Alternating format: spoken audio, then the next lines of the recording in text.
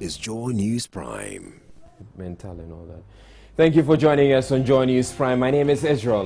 Coming up in the next 2 hours, as the world marks World Teacher Day today, we speak to both teachers and pupils about the once noble profession and what can be done to change the situation. President of Ghana Registered Nurses slams what he describes as government's insensitivity towards nurses' welfare. There was utter confusion at the courts in Accra today as a result of the relocation of courtrooms. Unfortunately, the chaos may linger a few more days. And in business tonight, the World Bank is projecting an even more optimistic growth rate for Ghana next year, and some financial market players are so confident the Ghana cedi can hold its own against the country's major trading currency despite the delay in securing the next Eurobond loan. That's what I'm saying. We'll be here with the business news details in about 30 minutes. And United Nations commends Ghana's efforts to reduce the abuse of the rights of convicts and suspects. All these plus more business, sports, entertainment, international news, plus what you're saying on social media, coming up in this bulletin, which is also available across Europe on ABN television. Stay tuned.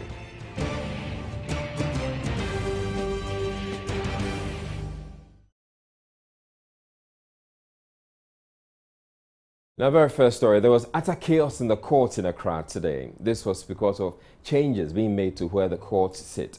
Clients and lawyers were stranded as a result. Kwacha Afreniama has more. After more than a month legal break, many lawyers and their clients turned up at the Accra High Court disappointed. That's because the building that was previously occupied by the High Courts is now being occupied by the Circuit Courts. Joy News has gathered that a new ultra-modern court complex located near the National Lotteries Authority's premises is yet to be inaugurated by the president. Many of the clients who turn up from places far from Accra expressed their frustrations to Joy News. They said they are transferring their case to the new building. Yes.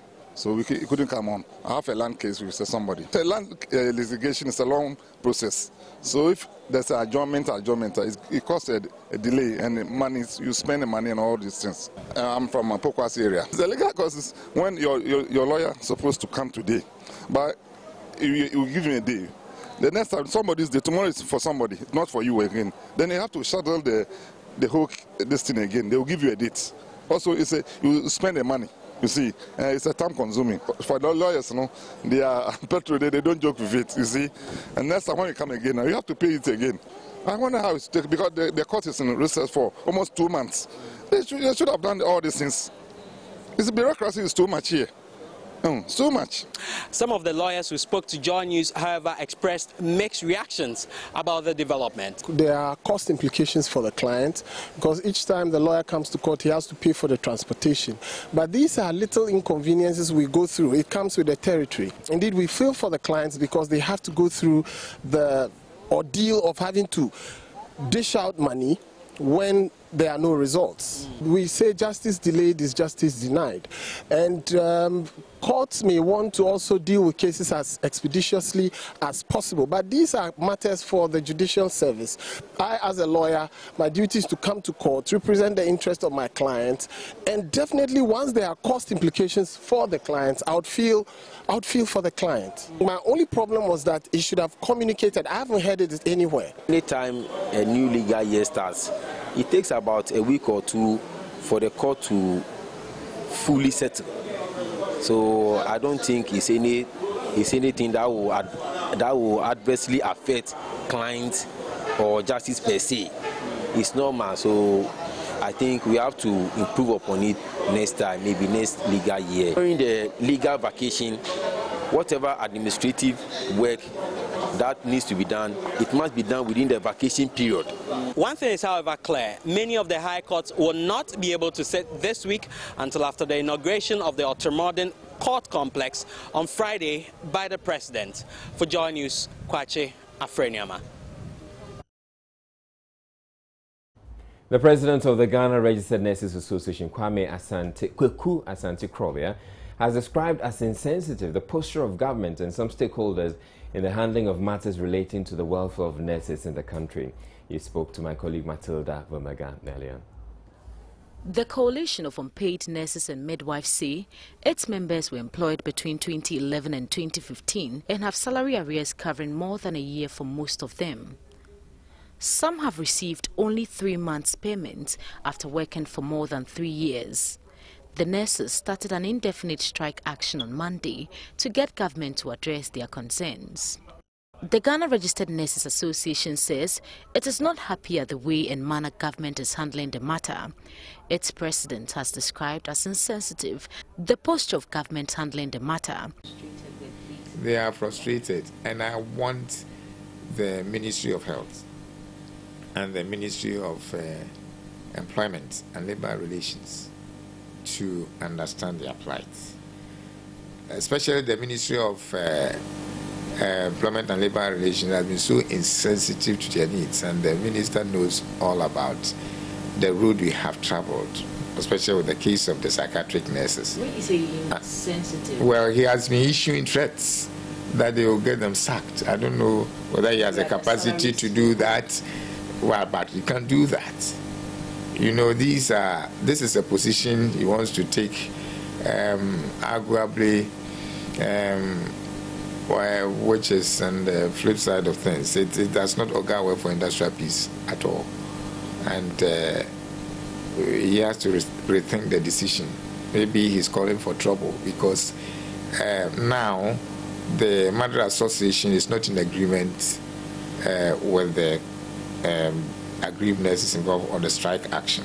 But perhaps with the position the Minister of Employment and Labour Relations has taken, this may eventuate. But looking at this issue, first of all, the government and the significant stakeholders, ministry, the employer for this matter, must sympathize with the nurses, because they have already agreed and accepted the fact that these nurses have a case. So why did you issue threats on them? I think that it has come to a point where they have to understand that from this time going until they receive the unpaid salaries, they have to be given some, they have to show respect to them. They have to accept the fact that government has done wrong. We are not accepting the excuse that bottlenecks in the administrative processes and what they call technical hitches are responsible for this. They are not.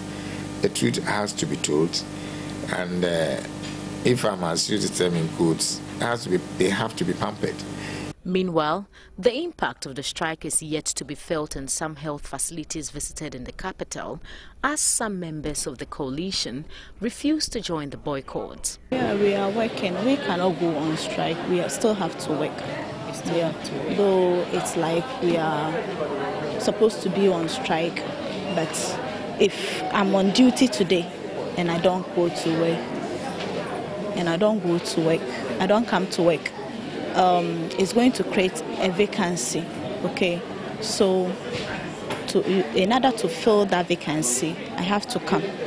You understand? Because if we are supposed to be 10 people working and only 4 come, then some hospital officials say they will, as part of interim measures, readjust the night shift, which might get worse should the strike prolong. Ghana has made tremendous progress in implementing recommendations for reducing the abuse of the rights of convicts and suspects. That's according to the United Nations Special Rapporteur on Torture, Juan Mendes. He is in Ghana to assess the country's compliance with UN recommendations after a damning report in 2013 highlighted gross abuse and congestion in Ghanaian prisons. We are here at the invitation of the government to conduct a follow-up visit, and we've only begun doing it yesterday, so obviously I don't have concluding observations yet. In addition, on Wednesday when we finish this follow-up mission, we'll offer a briefing to the government and then a press conference as well, in which we will issue what we would call our preliminary observations of the follow-up mission. Then we'll take some time to write a report, give it to the government, and with its answer we'll report to the Human Rights Council. Obviously we're here because the government has tried to implement some of the recommendations, and we are trying to find out the impact of those measures that the government has taken. Great. Before you move on, what are some of the recommendations that you suggested that you are hearing that the government has begun implementing? Well, they were in several areas. One, to investigate, prosecute and punish cases in which in the first moments of detention people may be mistreated or even tortured by police officers in order to extract confessions. More specifically in the area of prison congestion, we issued a number of recommendations about how to reduce prison overcrowding, and we'd like to know what has been done with those things, including, for example, speeding up trials, getting better a sense of the length of penalties, making sure that people don't spend too much time in pre-trial detention, etc. For instance, you were saying that you are aware that the government has started implementing some of them. Which of them have you been told are now being implemented? Well, I mean, we had a confidential meeting with the Minister of Interior, and I wouldn't want to comment on it until I have more time to review all the material. But we were briefed on several initiatives along the lines of what we had recommended. And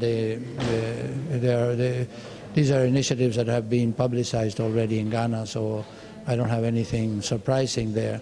But what I want to say is that we're still trying to find out the extent and the scope and the impact of those measures. Right. So even though you wouldn't want to disclose the specifics because the meeting you had, you say, is confidential, right, do you think that the report you're getting is good as compared to what you had 2 years ago? Well, 2 years ago we also had some good things to say about what Ghana was doing. Has the situation improved based on the discussion you had today? I can't say that it has improved. I still have to finish my visit before I can say whether it's improved, it remains the same, or it has backtracked. I don't want to make a judgment in the middle of my mission. I get that, but I just want to know whether, based on the report you were given from the minister and then the prison service, you think that the outlook could be better? No, what I'm saying is that undoubtedly the government has adopted some measures. I'm not going to pass judgment at this moment on whether they go all the way where they should go, whether they are completed their impact or not. I need to get more information before I'm able to make that judgment. I think they're going the right direction. That's all I can say at this stage. You're watching Joy News Prime. We're taking a break at this moment. We'll be back with more stories. Please don't go away.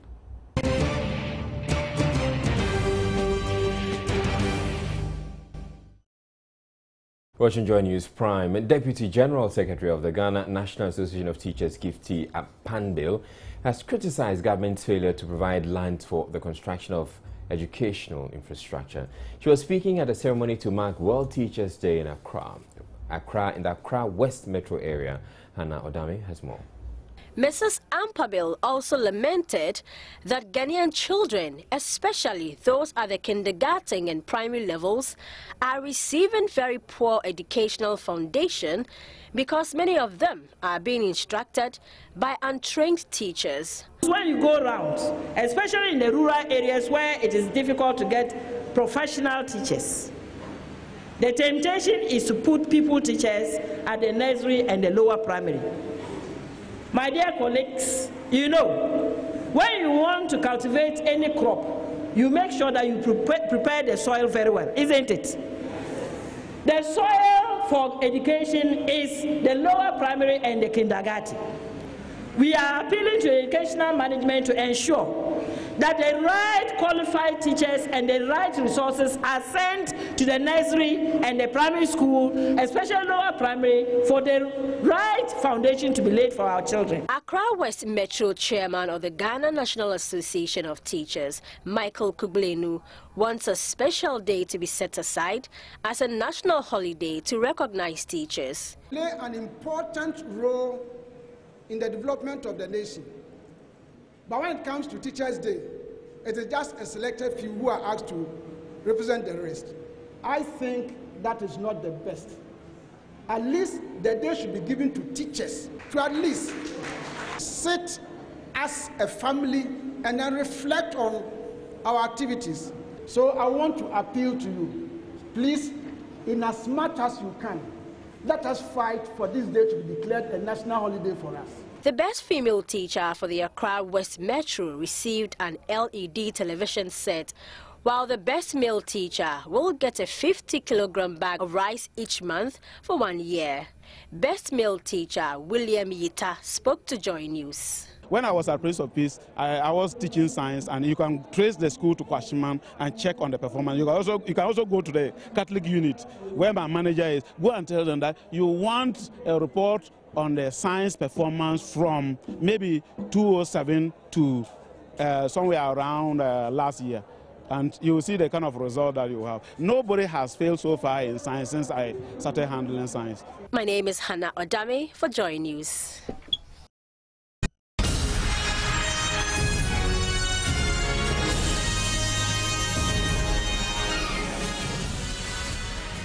All right, we'll have more on the observation of World International Teachers Day, but right now we have some breaking news coming through, and it has to do with the Judicial Corruption Expose. The very latest we're getting is that 7 of the High Court judges have been suspended. And Evans Mensah has just joined me in the studio with more on it. So this news just coming through, tell us exactly what it is. So it's a statement from the Judicial Secretary announcing that 7 High Court judges have been suspended with immediate effect. And I just want to read what it says here.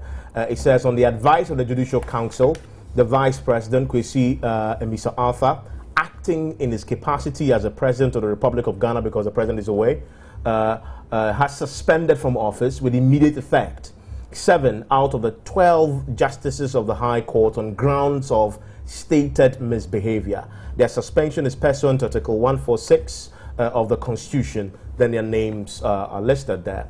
And there are 7. His Lordship Justice Francis K. Opoku, His Lordship Justice Kofi Esel Mensah, His Lordship Justice John Ajet Nassam, His Lordship Justice Ernest Obimpe, His Lordship Justice Kwame Ohene Esel, Her Ladyship Justice Ivy Heward Mills, His Lordship Justice Gilbert Eyisi Ado. Those are the 7 justices who've been affected by this. And it goes on to state that their suspension follows the establishment of a prima facie case of stated misbehavior against them by the Honorable Lady Chief Justice pursuant to Article 146 of the Constitution, and the setting up of a committee under Article 146 of the investigative to the investigative petition. And the petition is what was sent by Anas Aremaya Anas. And when the Chief Justice talks about establishment of a prima facie case, essentially says we have in the interim established that they have a case to answer as on the stated grounds of misbehavior, which we now know borders on bribery and corruption. But there's more. It goes on to state that a committee... Because there were 12 of the justices whose names came up initially, and one of them, you know, Justice Derry, whose name is actually missing. Vehemently. Yes. Justice Derry and Justice Logo are fighting it quite vehemently. They have the same lawyers, in fact, fighting this quite vehemently. If you add the 2 of them, you're talking about, they come down to 9. There are 2 of them who are on retirement. And we know that Anas has sent a separate petition to the IGP to arrest and prosecute them. On top of my head, I can't remember the last one because there's supposed to be 12 of them. If you add Justice Logo and Justice Derry to the 2, added to this, you're talking about 11. And so one more judge is not in this list, and he's also missing. So does the statement say anything about Justice Derry and why his name is, he has not been suspended? I haven't seen that yet, but let me read the rest of, it's a 2-page statement signed by the Judicial Secretary. It goes on to state that the committee consists of 3 justices of the Supreme Court. That is a justice of the Supreme Court who is chairperson, and 2 justices of the Court of Appeal are appointed by the Judicial Council, and 2 other persons. It goes on to talk about the fact that the Attorney General has been requested to provide a state attorney to assist the committee in its work, whilst a deputy director of the Judicial Service will serve as a secretary to the committee. It is the committee that is probing the allegations. The Chief Justice has decided to suspend the determination of a prima facie case in respect of Justice Mustafa Logo, I mentioned his name, and Justice Paul Utoderi, who were cited in the petition as a result of the actions instituted by them against her and the Tiger Eye PI, which are pending in court, and we talked about that. Good. Now, there's the last judge I talked about, as name not being here. His name, in fact, captured in the second page, the last but one paragraph, and it says, the proceedings against Justice Charles Quist have been deferred on grounds of ill health, following a medical report submitted by his physician on his state of health. Remember when the story broke, which there were reports about a judge who had allegedly had stroke, and we tried to follow up on that. We ended up in a cul-de-sac of a sort, but this takes the point that there is some ill health on his part, and that is why his name has been left out. But the final paragraph says, meanwhile, Tiger Eye PI has written to the Chief Justice informing her that the inclusion of Justice Daniel Obeng, a justice of the High Court, in the petition for the removal from office was an error. According to the Tiger Eye PI, further investigations indicate that the judge they dealt with was rather Emmanuel Opare, a circuit court judge. That's interesting.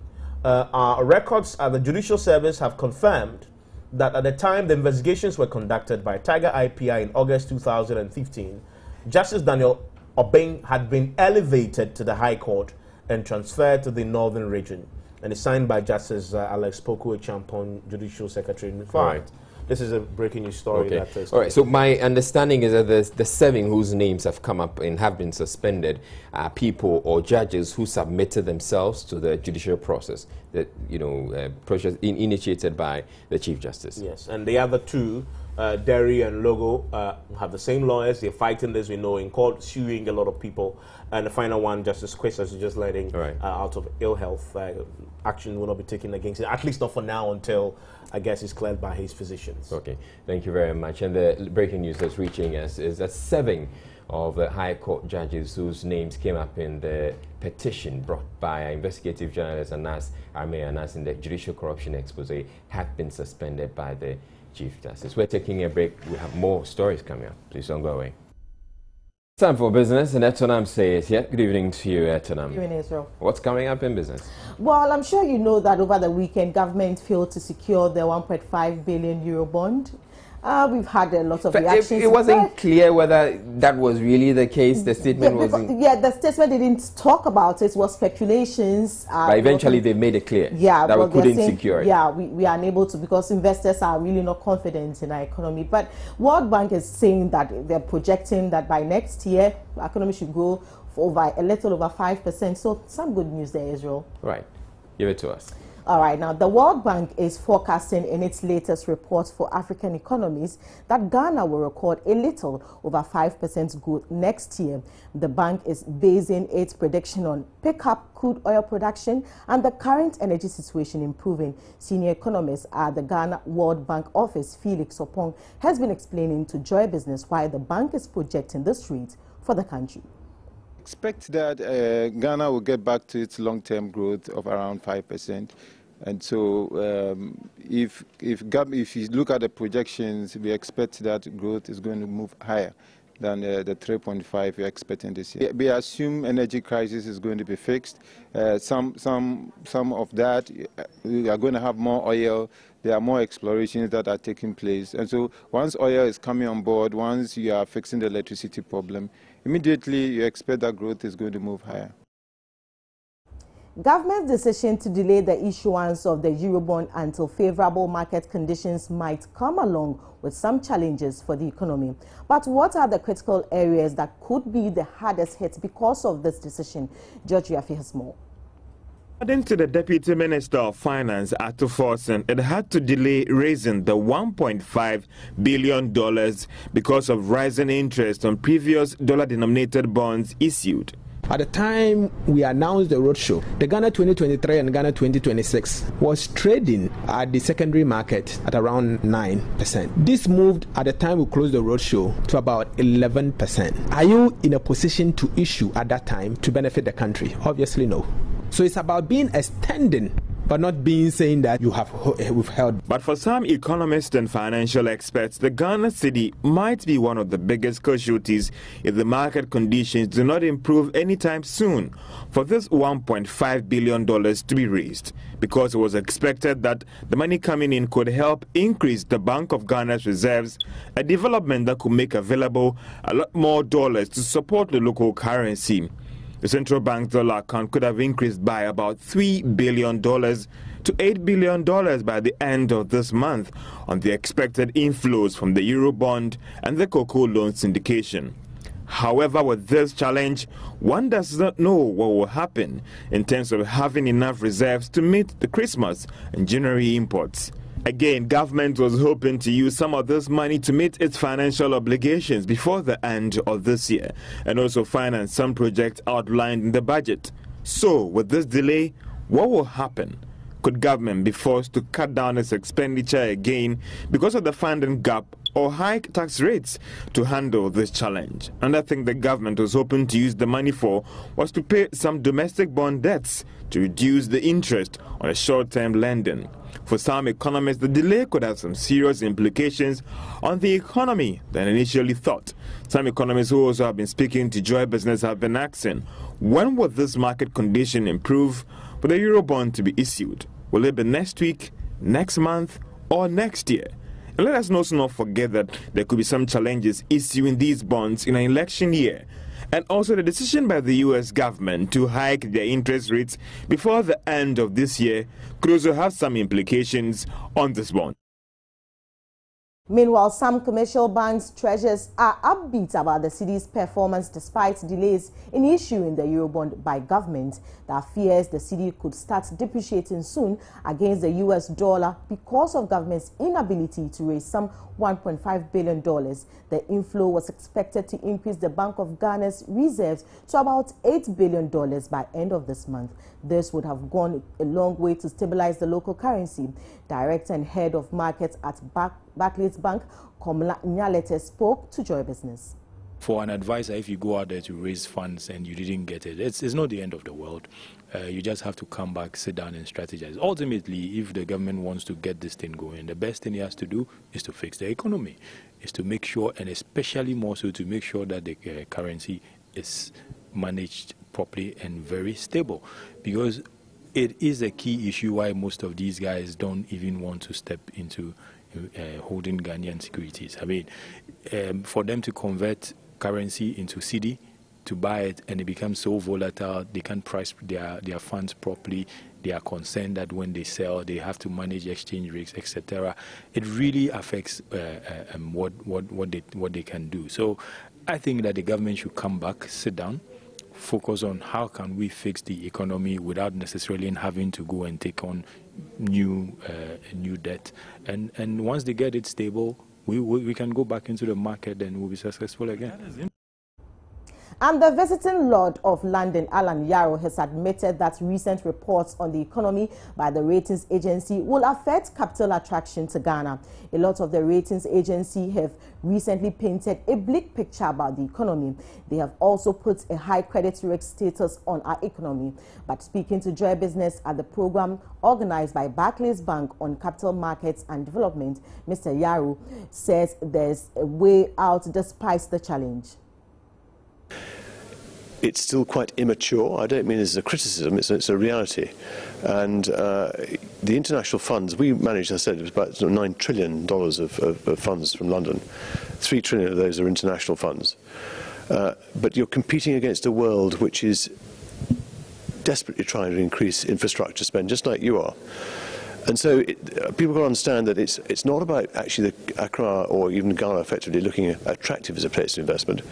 It's also going to look as if there's going to be a decent return, and people have to know that their rights are protected. So you're in a very competitive world, and what you've got to do is make sure that your standards, your accounting standards, your legal standards, your judiciary effectively is independent and actually has the ability to go and look at dispute resolution.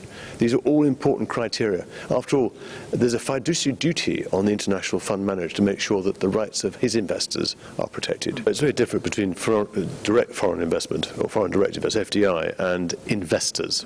FDI is important. I mean, there are plenty of British companies like Barclays, for example, who understand exactly how Ghana works, and actually have an extremely good branch network out here.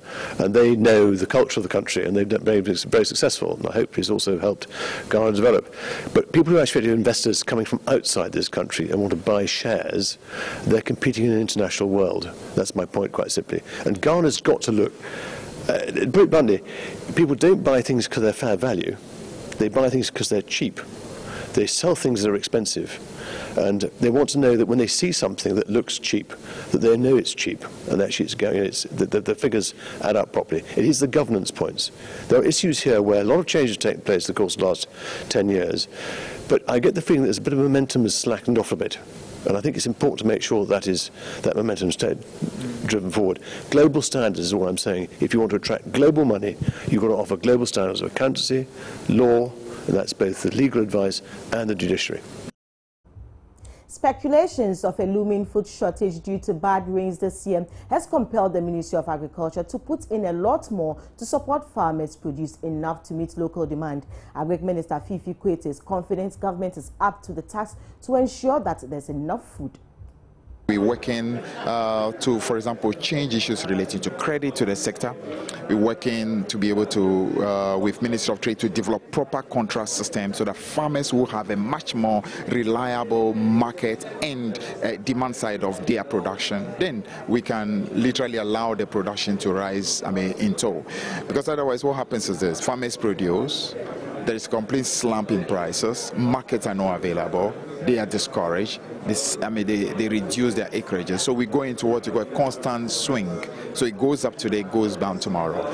In order to go into the future we are hoping for, our emphasis is much more on changing the demand side of things. Then the production will be able to respond to it. We are working with the central bank, for example, in order to bring together the various financial companies so that we can have a much more reliable line of credit that goes to the farming, for agriculture as a whole.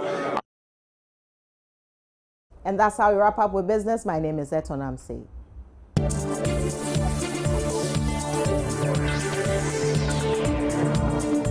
Business News was... You're watching Joy News Prime, and as the world marks International Teachers Day, one of the issues being highlighted in Ghana today is the plight of teachers in rural communities. Our Upper West Regional Correspondent Rafiq Salam has this portrait of a woman who remains impoverished after 38 years in the teaching profession. Today is really a day for teachers, and to mark this very day, we are at Chere, precisely at the Chere St. John's RC Primary School, to speak to one important woman who has shaped the life of people for the past 30 years.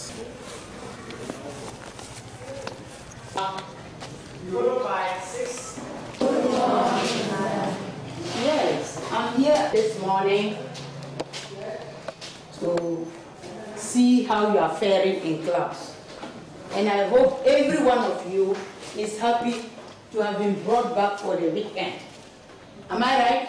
Yes. Okay. Thanks very much. You have to put seriousness into your studies. Teacher Tabia Gabriela has been a teacher for 38 years. She taught in over a dozen schools in the Upper West region before being posted to her current school, Chere St. John's RC Primary, as a head teacher. Tabia told me what motivated her to join the teaching profession.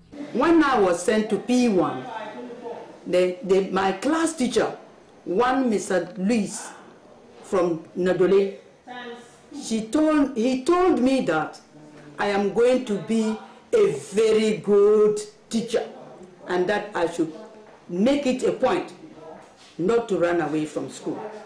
I took it up upon myself, and actually today, as I am, I am a teacher. Looking back 30 years, do you have anything to smile on? Yes. Why won't I smile? By now, I would have been carrying sticks back at it. My junior sisters are older than I am now. But look at how fresh I am. I am just like a 13-year-old girl. So I love to be a teacher. Being the head teacher of the school, she doesn't only have to live an exemplary life, but also ensure that things are done right. Things, however, are not always easy. Mornings, I am always the bell to this school. I stay within the school compound, and before 6:15, I am always in my office. And when I come, I do go around asking them to make their roll calls fast, sweep, and then enter their classes and do revision work before time gets to parade. And after parade, then I'll walk around to see that all teachers are present in their classes, performing their daily activities. Madam Tabie appealed to the government to give more incentive to teachers, especially those in rural areas. We don't get teaching materials at the appropriate times. Even right now, 5th week has just started, but we don't have registers. Textbooks, all the textbooks have been worn out, and children are there. We were asked to distribute textbooks to children, and now no new textbooks are there. Even notebooks, when you go to the depot, they will tell you nothing is there. What I want the government to do is that government should look up for teachers, encourage teachers in so many diverse ways. Incentives, those, especially those within the rural areas, it should look up for them, give them means of transport, accommodation, and in fact, what would I say as a teacher? To me, increase our allowances. Despite her meager salary, Madam Tabie is of the belief that she has fulfilled her lifetime dream, which is to shape and impact positively on the lives of many. Is your salary enough for you? No, please. Why isn't it enough for you? I have so many children to take good care of, to see to it that their education background is fed. And because of the scanty salary, I'm not able to meet some of them. Now I'm running bankrupt. Reporting for Joy News, Rafik Salam, Chere. So teachers are being celebrated all over the world today, and we celebrated teacher Gabriela, who is in Chire, in the Upper West region. But here in the studio, we also have another teacher. In this case, he has retired. Good evening to you. Good evening. Mr. Samuel Aflama. And how long, so we had teacher Gabriela, she's been teaching for 30 years. How long were you in the profession before you retired? As a professional teacher, I stayed in the service for 39 years. 39 years? 1969 to 2008. Would you regret your time as a teacher? No. Not at all. Why? Oh, I enjoy the work, because whatever you do it for yourself. You know, and as a teacher, I was always interested in seeing to the welfare of the children. Which school did you retire? I retired at La Yahushua. Okay. Basic school. Now let's look at the teaching profession now. It's would you say, how was it when you were a pupil, and then when you were teaching, and then now? In our days, it wasn't easy. Your days as a pupil, or? As a pupil, you know, I attended Presby schools all through, and at that time, the order of the day was what? Obey before complain. Yes. Whatever goes on in the school, you are to see to prevent the name of the school from being dragged to the mud. So whatever happens in the school, you, the students, you are there, vigilant. Your seniors are controlling every affair. Then whatever goes on, they report to the teachers who are on duty, and then they carry out it. So another point is that spare the rod and spoil the child. Okay. So the teachers were also very firm on us with their cane. Your senior reports you have no answer to, nothing to say, but to take the cane and then carry on the instruction being given you by your senior. All right. So that was when you were a pupil. When you were teaching as well, in the early days when you started teaching, was the situation similar? Slightly. No, slightly. But then it was better than what it we is have now. What is it that we have now that you think it's terrible or it's a bad situation? There are so many detractions in our system now because of the advancement in technology. You know, in our days, it was a challenge among students to read storybooks.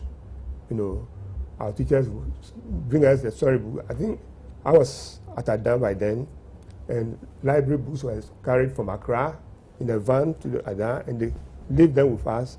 And it was a challenge for us to read competition among us. You know, you are able to read about 2 or 3 books within 2 weeks, and then you can tell some of the story. We were also taught how to build vocabulary, read and words that you don't understand, you write them down, and then come and look them up, and then you build your language. You know, at the time, unlike present day television, video, whatnot and whatnot. Now, worst of all is the mobile phones, which has worsened the situation now. You know, it grieves my heart when I see parents buying these things for children in what? Basic school and even in the secondary schools. For what? You think they are not necessary? I personally don't see its need.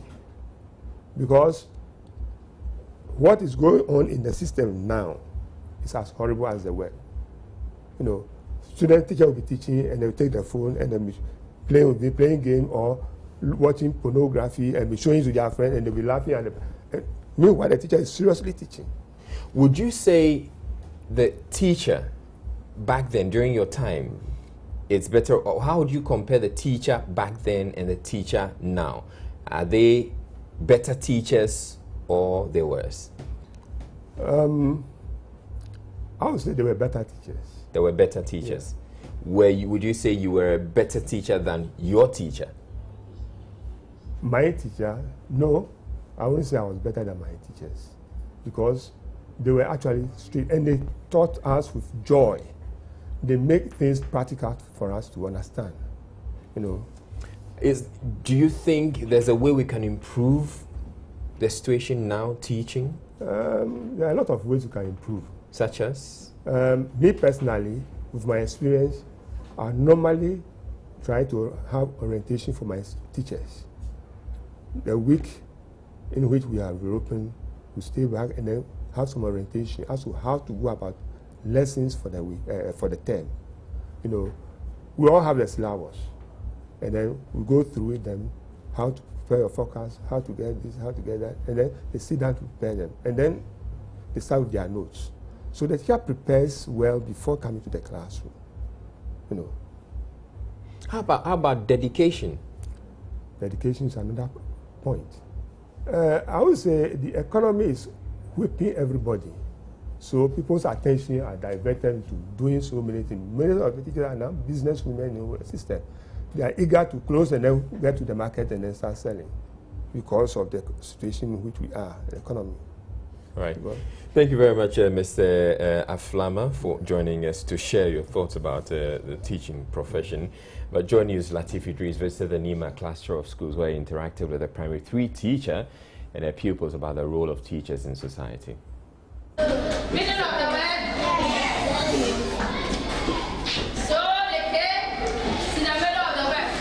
Empowering teachers, building sustainable societies.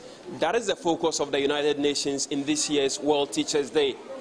But how do we empower teachers if we do not make readily available to them the tools they need to work with?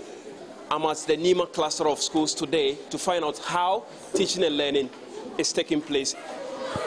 The teaching profession is something I cherish most because I see every child as my child, and I want to help the children to also become good people. How is the relationship, between you and your students? Oh, well, the children, they are difficult to handle, but if you show them the love as a mother, you become fair and firm to them. They also show appreciation to you, whatever you do. As the world marks, World Teachers Day today, is there something you would like to send out there to leadership when it comes to education? Something pertinent that you wish is fixed, if you like? And when it is first time like this, the pressure on us is too much. If they can give us a little time to put in one or two things to order. Thank you very much, Madam Joyce Akrofi. Now, I would like to engage some of your people, if you give me the chance. What's your name? Abdul Razak San. Abdul Razak? San. All right, what are you doing now? English. English, okay. Your teacher, what do you like about her? Everything. You like everything about your teacher? Wow, that's great. What is your favorite subject? Maths. You also like maths? Wow, I'm impressed. And RME. And RME. What do you want to, do when you grow up? In future, what do you want to be? Do you want to be a doctor, a teacher, or? A teacher. A teacher. Is it because of your teacher? Yes. What do you like about her? She's teaching me very, very, very, very, very nice. So what is it that you don't like about her? Caning. Why does she, cane you? Because I am talking to class. Because you like talking in class, yes. Right? That's a true confession there, by the way. We're taking a break. When we come back, we'll bring you international news. Good evening, Hello, good evening, Israel. How are you Looks doing? like you enjoyed your weekend. I was here. Okay. I was here throughout the weekend working. So. Well, if you've been here all weekend, you're glowing this way. And imagine if you had a weekend. Let me tell you what's coming up. We got Ghanaians nostalgic on World Teachers Day. They share how teachers have made an impact in their lives. He took me as his son, if I could say that. He was telling me what to do, how to learn, how to write, how to talk, and all. That coming up, plus Israel, I have a song for you at the end of the bulletin. I think you'll enjoy it. Well, I look forward to that. So join us on the interactive segment only on Joy Newspan. All right, so I'm very much looking forward to that song, and perhaps we may dance to it if it's that good enough. We're taking a break at this point. We have more stories coming up. Please don't go away.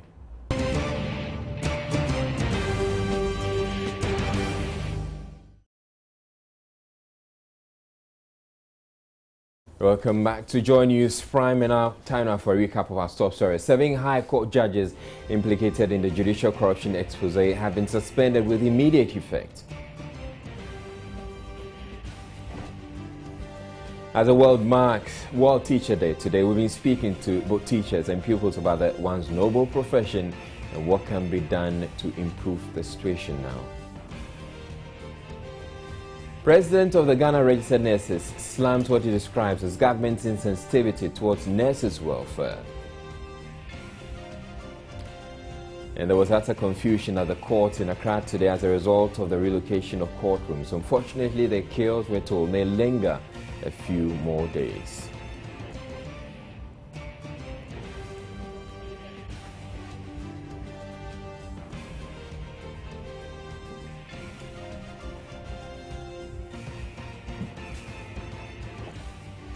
On to the rest of our stories. Popular TV personality Nanaba Namwai is still trending on social media after she was sanctioned by her employers for alleged online information theft.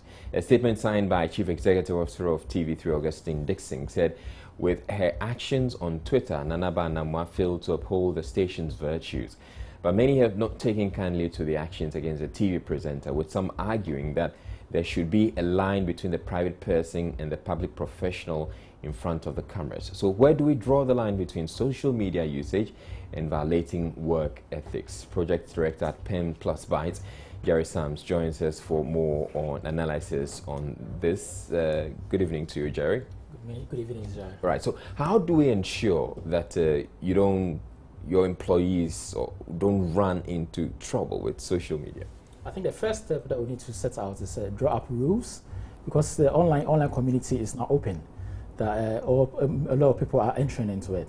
So we have online content generators. So how do we, make you you become a person out of your organization?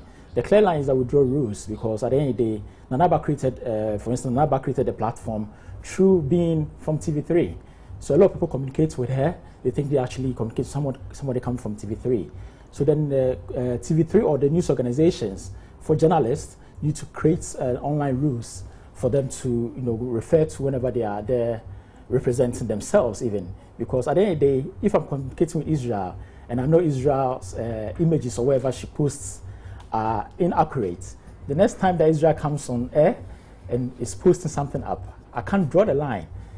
It's almost like your credibility as a person online is the same, it's linked to you in the studio. Right. So you're recommending that this happens to on-air personalities with TV stations, but there are lots of journalists, print journalists as well. Because how about those who are not journalists and who are employees of a company that are not media houses? Okay, so the online community has a way of checking itself. Even though we don't have strict rules as you have with the, for instance, the Code of Ethics or the Ghana Journalists Association, the online community checks itself. The more times that people realize that you post images or news that are inaccurate, you realize that your followers even go down, or people don't take you serious when you post stuff up. So the online community in itself, the way it works, checks how we work online. So even though you're working for a news media, doesn't really strictly affect you, but then the same rules apply to all of us. Yes. What are the key ethical considerations when it comes to social media? So what we need to, basically, we are all considered as online content generators. So be you microblogger, a blogger, video blogger, you are online content generator. And you form an important part of news generation or content generation online. So you need to be fair, you need to be honest, you need to be respectful to facts and also the society that you are in. And also you should bear in mind that all that you post is actually going to outlive you.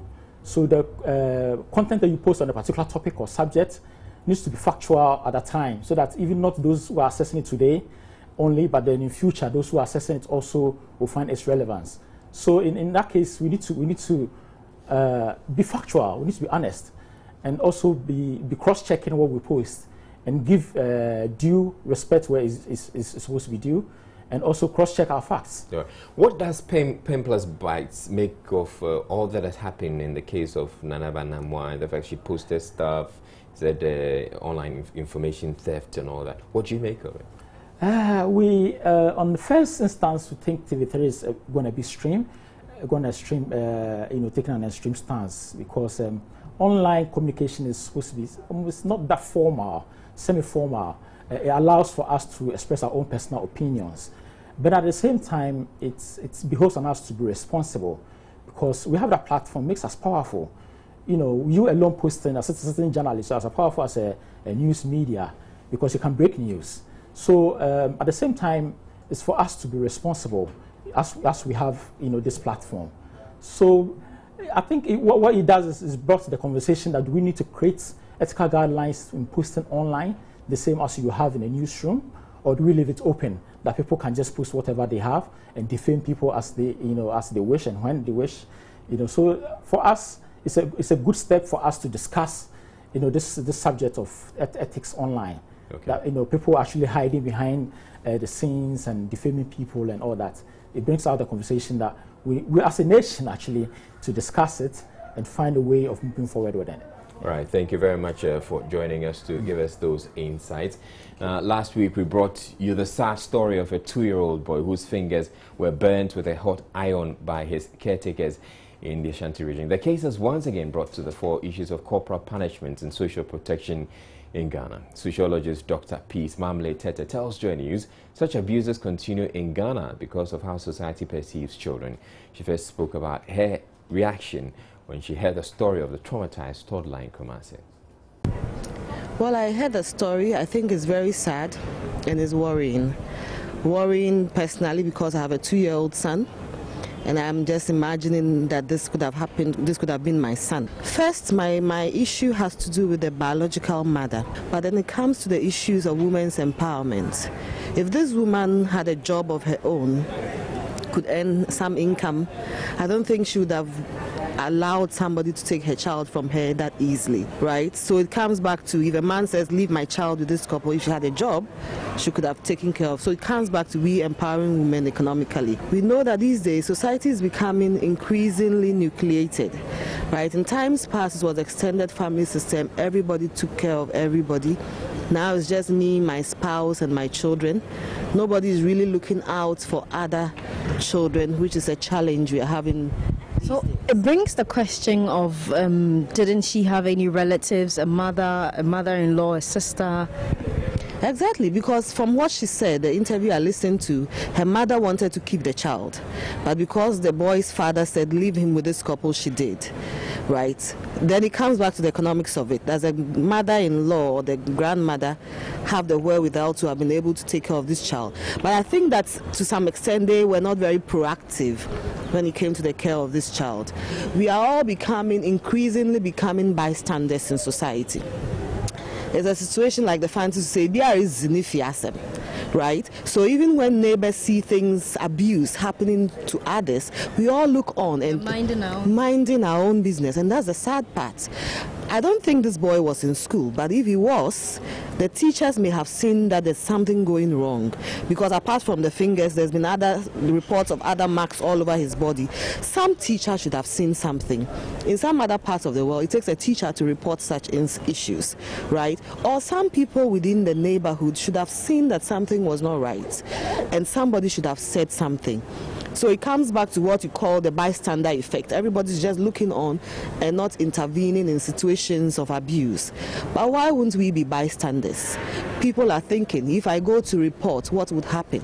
It takes time to keep going to the police. It takes money to get involved, right? And the whole family system of it's not my business. It's more of finances, economic factors, because people are thinking of an extra mouth to feed, right?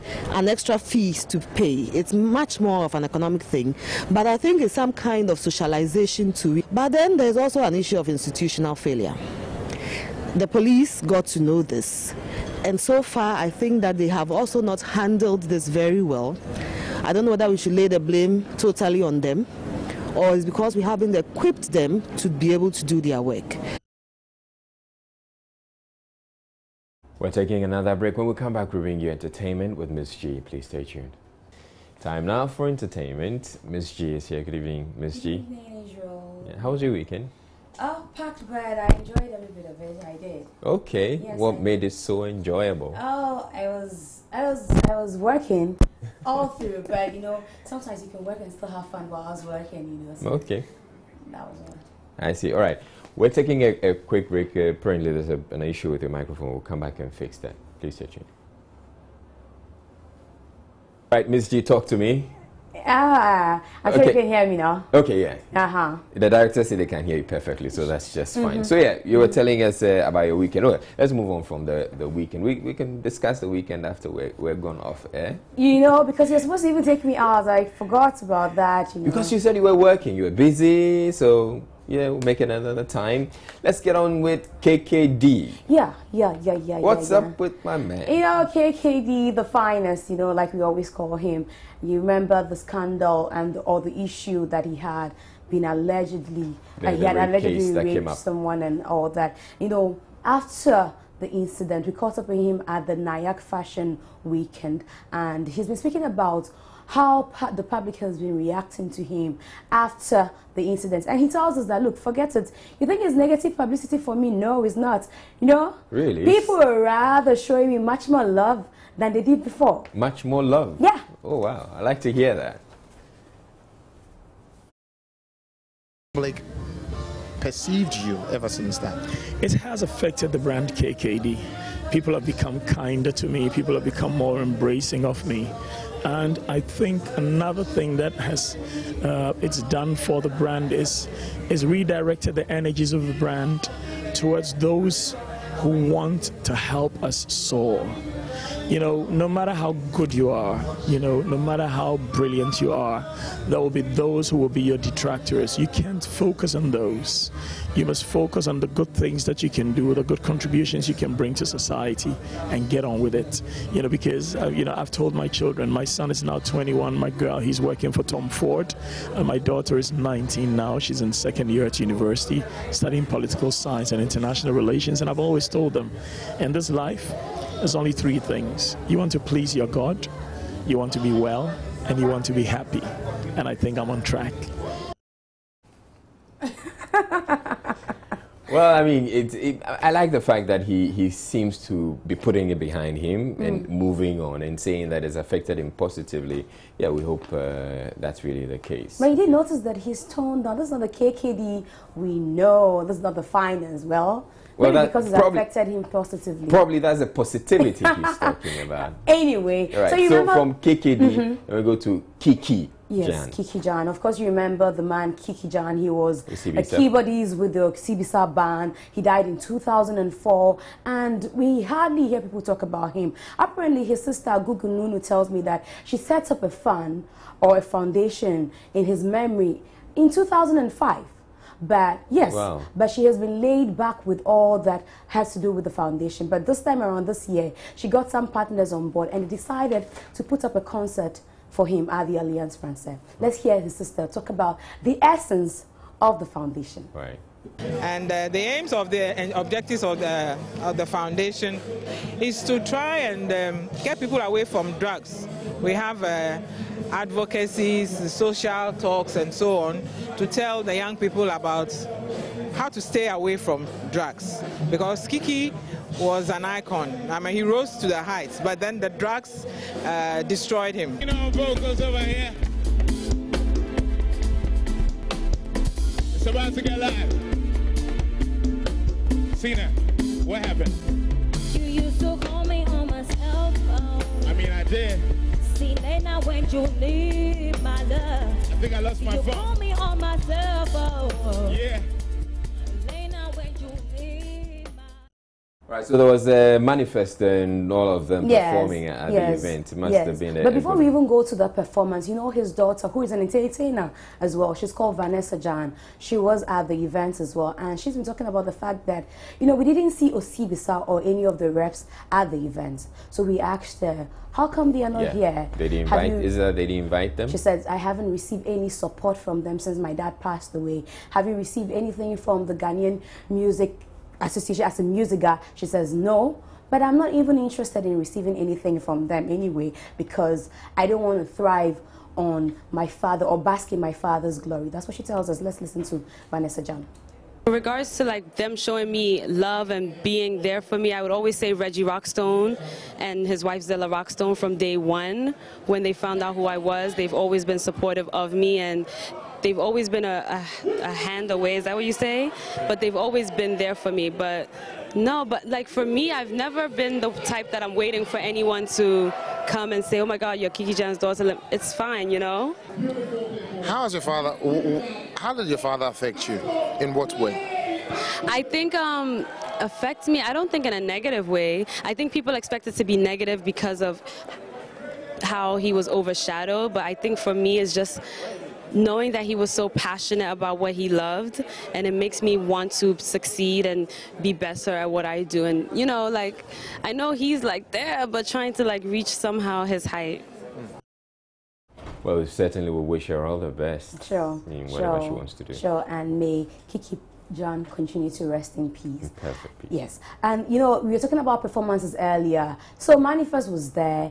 VVIP was also there to thrill the fans. Okay. And then the only older folk that was there to perform was Jedouble Ambuli. German, rapping me fear, we are horror, but I think I went to strap before I did with that. Yes, we name me what you did. Something on strike, I drove, I did it. I run like a maze machine. If you did, I be some grind and tell the show. I can care less if you pay by glow. You don't got no respect if you ain't got. I mean, Manifest is one guy I enjoy. I really enjoy his rap, and so it's sounding like I wish I was there. Well, but one of the things that people complain about. Okay, so that's VVIP yes, now. VVIP performing. Did they perform Skolo? Yes, they did. Blessing. Okay, but of course, when they did that song, Reggie Rockstone was not with them. Yes. So one would expect that they won't do songs that, you know, but it's VIP. okay. I don't think it's okay. Well, you think it's okay. Yeah. But, you know, one of the things that people complained about was the fact that, you know, at the event, you expected to see people rather do more of Kiki Jan because they were honoring his memory, but totally not. Okay, but who was going to perform Kiki Jan? If Osibisa was there, then probably they could have, you know, played some Kiki Jan. But Easy, are you saying that we couldn't have learned things about Kiki Jan and perform on that day? Well. Let's move on to Glitz. There's been some awards over the weekend. Glitz Awards. Tell me all about it. What's it really? Now, yes, the Glitz Award is actually to strengthen and promote fashion in the entertainment industry, and it came off on Saturday, of course, at the Mövenpick Ambassador Hotel. And first of all, we sampled, you know, what people wore to the events. Let's see. Right, and so like what? Lexis Bill was supposed to be the MC. That he was there as well. In fact, he was a nominee. Oh, okay. Yes, but he didn't win an award. That's Jifa Gomashi, and some beautiful ladies are also as they're walking. This is Sandra and Kobia. You can trust her to always be on point. You know? So what do I do before I become a nominee? Well, you need to be fashionable. That's all you need to do. Am I not? You need to be fashionable. But you know, Stephen Appiah won an award. He was the best sports personality for the night. Let's hear him speak about his award.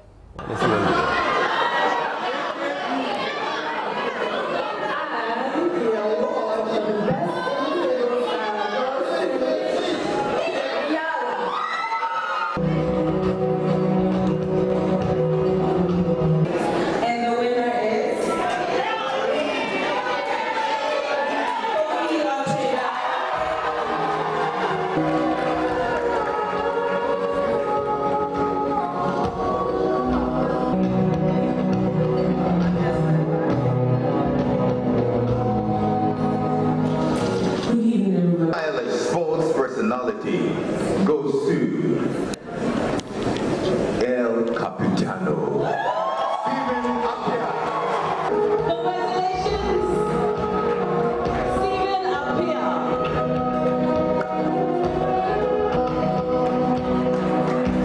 Good evening, ladies and gentlemen. It's a privilege standing before you receiving this award. We always talk about style, but what is style? Style is personality.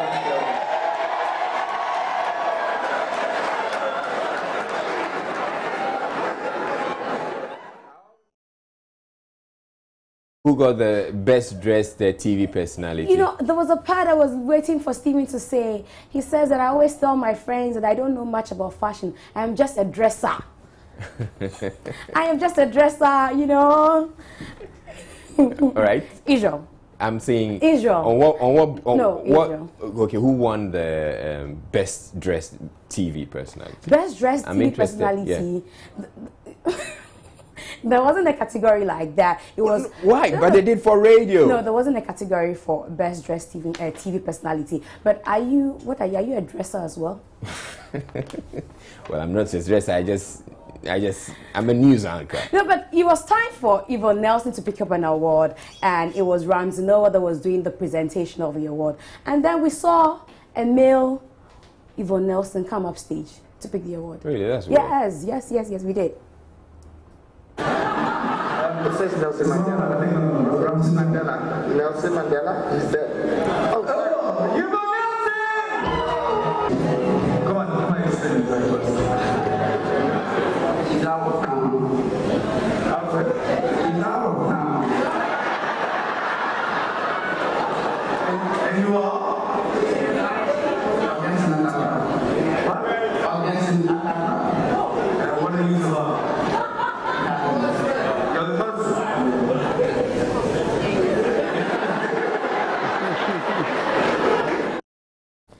Okay, I could have gone to pick that award on him. You see, that is, and you see, he's out of town. Oh, she's out of town. It's okay. It's okay. But no, that's it for entertainment. Miss G, is that the way you are? Hey, she's out of town. Like, seriously, really? You do that? Anyway, also, there was another wedding over the weekend. Sure, I went for a wedding. Yeah, it was our former colleague, famous at teacher, where he got married to a beautiful lady. And a very well endowed one, of course. Very well endowed. Yay. And the celebrities were there too. I mean, Pascaline Edwards, I don't know if we have the photo, but Pascaline Edwards was there. Majid Michel, that's famous, and the wife, and Council Lutrot, he's a lot on TV. Eddie Nate was there. I know Eddie Nate is very good friends with famous. Okay. I know that. So they were there. So Pascaline Edwards. And yourself. Well, yeah, okay. And Echo Smith Asante was also that's Majid Michel, and Kweku Timing on TV3 was also he was actually one of the MCs together with Gladys Oredu, our own Gladys Oredu. So congratulations to Famous. Yeah. You famously made it onto TV as a celebrity. Your wedding made it onto TV. With a very well endowed pretty lady. Yes, congratulations to you. A very well endowed lady like Miss G. Oh, I'm not. Oh, you're not? I'm not. Well, the people on TV can see that you are. All right, that's it. That's it for entertainment. Thank you very much. Up next, we bring you sports.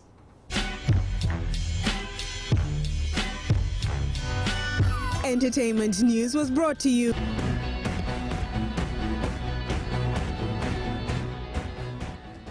Right, it's time for sports, and Gabriela Smith is here.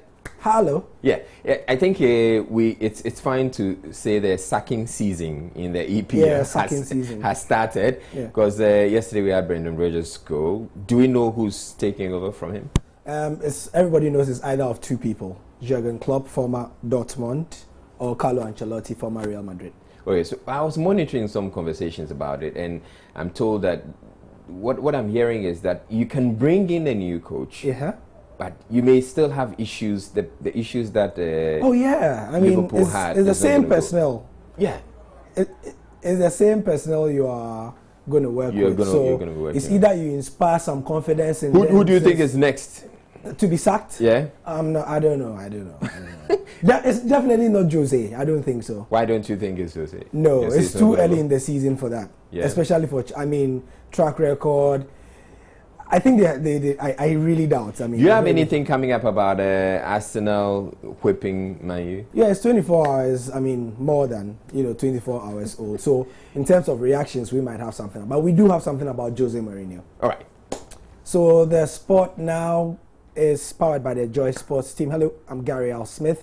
And as Israel started talking about Jose Mourinho, let's begin from there. The club Chelsea have reposed confidence in him. They say that the man is the man for the job. But aside from that, the man himself is criticizing English refs for what he says is bad officiating.